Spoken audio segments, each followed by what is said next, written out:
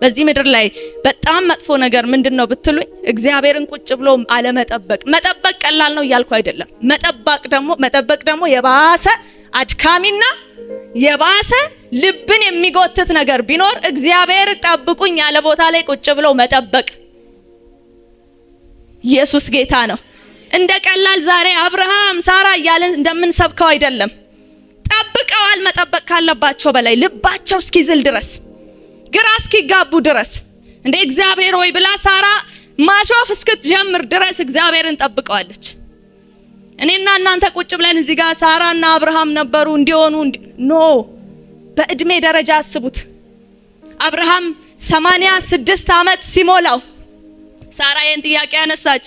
በቃ ጌታዬ እግዚአብሔር እንደሆነ ደግ አምላክ ነው፣ ችግር የለውም በል ያንተ ዘር በእኔ ምክንያት መቋረጥ የለበትም። የኔን ማፀን እግዚአብሔር አንዴ ዘግቶታል፣ ሂዶ ወደ አጋር ግባ አለችው።